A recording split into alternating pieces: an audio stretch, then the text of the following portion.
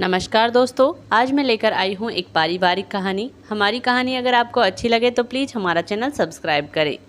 आज मोहन जी बहुत खुश थे क्योंकि अपनी बेटी के लिए जैसा दामाद चाहते थे वो जो मिल गया था। लड़का देखते ही पसंद आ गया, जिसका नाम था श्याम। श्याम जी के बारे में जितना जाना उससे लगा बहुत ही अच्छे स्वभाव का लड़का है। घर परिवार भी काफ़ी अच्छा था। एक ननद कुंवारी थी और बड़े भाई की शादी हो रखी थी। श्याम जी बीच के नंबर के थे। मोहन जी ने श्याम जी के बारे में घर आकर सब बताया तो सरला जी भी बहुत खुश हुई और उनकी बेटी रितु वहीं अंदर वाले पर्दे की ओट में खड़ी सब सुन रही थी। तब मोहन जी की निगाह पड़ी और अपनी बेटी रितु को आवाज़ दी, आ जाओ तुम भी बाहर, आखिर तुम्हें भी हक है उसके बारे में जानने का जिसके साथ सारी उम्र बितानी है। रितु मन ही मन मुस्कुरा रही थी और मोहन जी ने पूछा, पसंद तो है ना श्याम तुम्हें? अरे सरला जी, फ़ोटो तो दिखाओ हमारे दामाद बाबू की बिटिया को। सरकारी नौकरी में है हमारा दामाद, कोई ऐसे किसी से शादी नहीं कर देंगे, आखिर हमारे कलेजे का टुकड़ा है ये। मोहन जी ने रितु के सर पे हाथ रखते हुए कहा। रितु फ़ोटो देखकर मुस्कुरा रही थी। तभी सरला जी ने कहा, अजी लड़का हमारी रितु को पसंद तो कर लेगा ना? मोहन जी बीच में ही बात काटते हुए बोले, आप भी ना सरला जी, कुछ भी बोलती है। हमारी चांद सी बेटी को कौन पसंद नहीं करेगा भला, राजकुमारी है हमारी। सरला जी भी अब चिंता से मुक्त हो गई थी। रितु वाकई में बहुत ही सुंदर थी। गोरा रंग, लंबाई, हर एक रंग के कपड़े रितु पर बहुत अच्छे लगते। अगले दिन लड़के के घर से फ़ोन आया कि हमारे बेटे की छुट्टियां ख़त्म हो गई है और वो आज शाम की टिकट बुक भी करा ली है। आज ही हम लड़की को देख लेते हैं। मोहन जी ने खुशी खुशी हाँ भर दी और हुआ भी कुछ ऐसा ही। रितु को देखते ही घर वालों ने और श्याम जी ने तुरंत हाँ कर दी। बस फिर क्या, अगले 6 महीने बाद में शादी की तैयारी शुरू हो गई और जैसे ही श्याम जी को छुट्टी मिली और रितु और श्याम जी की सारी रस्मों रिवाज से शादी हुई। रितु दुल्हन के लिबास में बहुत सुंदर लग रही थी। रितु के मम्मी पापा ने खुशी खुशी विदा किया और रितु जा पहुंची ससुराल। ससुराल में सासू माँ राजवती जी की एक आवाज़ में ही सारा परिवार एक लाइन में खड़ा हो जाता था। रितु भी सारी रीति रिवाज के दौरान ही अपनी सास का स्वभाव जान चुकी थी। रितु की पग फेरे की रस्म के बाद रितु जब ससुराल आई तो आकर सबके पैर छुए और अपने कमरे में कपड़े बदलने चली गई। रितु को अभी कमरे में 5 मिनट ही हुए थे कि श्याम भी अपने कपड़े बदलने चला गया। बस 2 ही मिनट बाद राजवती जी ने रितु को आवाज़ दी। रितु एकदम से डर गई और बड़ी मुश्किल से साड़ी पहनी और कमरे से बाहर आई। बोली, हाँ मम्मी जी। राजवती जी ने कहा, दिन में भी पति पत्नी एक कमरे में नहीं रहते, तुम इस बात का आगे से ख्याल रखना। घर में जवान तुम्हारी ननद भी है, इस बात का हमेशा ख्याल रखना। रितु ने हाँ में सर हिला दिया। अब राजवती जी ने रितु से रसोई की रस्म कराई और रसोई का सारा काम रितु को अच्छे से समझा दिया और कहा, तुम्हारी जेठानी अब साथ जाएगी, घर में काम करने वाली तुम आ गई हो। वो अभी तक हमारे साथ रही, सब अच्छे से संभाला और अब तुम्हें सब संभालना है और 2 दिन उसे अपना सामान पैक करने के लिए भी चाहिए ही। पास ही खड़ी जेठानी जी मुस्कुरा रही थी, शायद कह रही हो कि मैंने तो झेल लिया, अब तुम्हारी बारी। मैं अब शाम के खाने की तैयारी में लग गई। ननद ने आकर रसोई में थोड़ी मदद की, वरना मैं अकेली ही लगी रही। मैं खाने के टाइम तक बहुत थक चुकी थी। सबके खाने के बाद मुझे सासू माँ ने खाना परोसा और मैंने भी खाना खाया। बर्तन साफ कर अपने कमरे में आ गई। श्याम जी मेरा इंतज़ार करते करते सो गए थे। अगले दिन फिर वही घर का काम और 2 दिन बाद मेरी जेठानी भी चली गई।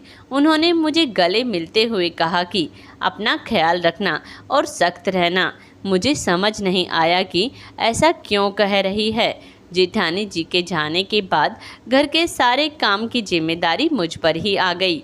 सासू माँ राजवती जी सारे दिन मुझ पर ऑर्डर चलाते रहती और मैं उनके आगे पीछे भागती रहती। ऐसे ही 1 महीना निकल गया और छुट्टियाँ ख़त्म हो गई और श्याम जी अपनी ड्यूटी पर चले गए। श्याम जी के जाने के बाद मेरा बिल्कुल भी दिल नहीं लगता ससुराल में। मेरे पापा मुझे लेने के लिए आए तो राजवती जी ने साफ कह दिया कि समधी जी अब से लेने आया करो तो पहले फ़ोन करके हमें पूछ लिया करो, तभी आया करो। हम अभी बहू को नहीं भेज सकते हैं क्योंकि अभी अभी बेटा छुट्टी काट कर गया है। लोग कहेंगे बेटे के जाते ही बहू चली गई। आजकल की बहुएं तो सास ससुर से कोई नाता ही नहीं रखती है। मोहन जी निराश होकर वापस लौट गए। ऋतु को बात बात पर राजवती जी टोकती रहती। एक बार ऋतु कप में चाय डाल रही थी कि कप हाथ से छूट गया और फूट गया। बस राजवती जी ने कहा कि क्या तोड़ दिया बहू, तेरा तो रोज का यही हो गया, घर के सारे बर्तन फोड़ेगी क्या। राजवती जी ने ऋतु को बहुत सुनाया। ऋतु चुपचाप सब सुनती रही। तभी ससुर जी की आवाज़ आई कि हे भाग्यवान चुप हो जाओ, एक कप ही तो था। राजवती जी तब तो चुप हो गई, लेकिन राजवती जी ऋतु को हर एक बात पे सुनाती। एक बार ऋतु ने गैस पे दूध रखा और अपना फ़ोन लेने कमरे में चली गई। दूध गैस पे रखा हुआ था। ऋतु भूल गई और खड़े खड़े फ़ोन चलाने लगी। दूध जलने की महक आई तो राजवती जी रसोई में गई तो सारी स्लैब पर दूध देखकर चिल्लाई, ऋतु कहाँ हो। ऋतु अपना फ़ोन लिए भागकर आई और दूध, ओ मैं तो भूल गई मम्मी जी, अभी साफ़ करती हूँ बस मम्मी जी। राजवती जी चिल्लाने लगी और ऋतु को पकड़कर एक थप्पड़ रख दिया और उसके हाथ से उसका फ़ोन छीन लिया। ऋतु बहुत घबरा गई। ऋतु रोने लगी। तब राजवती जी ने कहा, चुप हो जा, तेरे ये आंसू पोंछने कोई नहीं आने वाला यहाँ। और ये दूध इतना उफान दिया, अब आज तुझे दूध और चाय नहीं मिलेगी और ये फ़ोन अब से मेरे पास ही रहेगा। राजवती जी की आवाज़ सुनकर ससुर जी ने आवाज़ दी, अरे दूध ही उफाना है ना, मैं और ले आता हूँ। बच्ची है वो भी भूल गई होगी। कल को तेरी बेटी के साथ कोई ऐसा व्यवहार करे तो तुझे कैसा लगेगा। राजवती जी कहने लगी, चुप करो, आप किसी की हिम्मत जो मेरी बेटी के साथ ऐसा करेगा। मेरी बेटी की बराबरी ये कभी कर सकती है क्या। जाहिल गंवार है ये। ऋतु बेचारी रोए जा रही थी और रसोई साफ कर रही थी। राजवती जी बड़बड़ाती हुई बाहर आ गई। अब ऋतु का फ़ोन राजवती जी के कमरे में ही रहता। ऋतु से कोई भी छोटी बड़ी गलती होती तो राजवती जी कभी हाथ उठाती या चिल्लाती। ये सब आम बात हो गई थी। श्याम जी की पोस्टिंग ऐसी जगह हो गई जहां नेटवर्क भी नहीं था। एक बार ऋतु के पापा का फ़ोन आया। ऋतु बात कर रही थी तो सासू माँ उसके सामने ही बैठी रहती थी हमेशा। तो लेकिन आज डोरबेल बजी और ना चाहते हुए भी राजवती जी को बाहर जाना पड़ा और ऋतु ने अपने पिता को सारी बातें बता दी। ऋतु के पापा ने कहा, तुम्हें वो एक थप्पड़ मारे तो तुम 2 मारो, गलत सहना गलत है बेटा, और तुम बहादुर बच्ची हो मेरी, ऐसे तो तुम्हें वो मार ही देगी। ऋतु को अपने पापा से बहुत हिम्मत मिली। राजवती जी ने ऋतु से कहा कि क्या कहा तेरे पापा ने। तो ऋतु ने कुछ नहीं बताया, लेकिन अब ऋतु ने सोच लिया था कि रहना तो यहाँ ही है तो अब सबक भी सिखाना ही पड़ेगा। एक बार राजवती जी नहाने गई थी और पानी खत्म हो गया। राजवती जी ने बहुत आवाज़ दी, लेकिन ऋतु ने नहीं सुना। आखिर में राजवती जी साबुन लगे हुए ही बाहर आना पड़ा और बाहर से पानी ले जाकर नहाई और गुस्से से लाल पीली होकर ऋतु के कमरे में गई। रितु देख रही थी कि आज सासू माँ क्यों इतने गुस्से में हैं।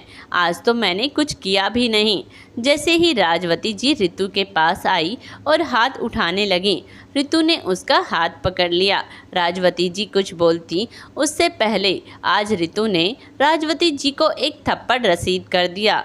रितु कहने लगी, बहुत हुआ सासू माँ, मेरे माता पिता ने कहा था कि बड़ों का सम्मान करना, लेकिन गलत को सहना नहीं, और मैंने सहन किया बहुत, लेकिन अब नहीं। आगे से सासू माँ ख्याल रखना। और रितु अपने कमरे से बाहर आ जाती है।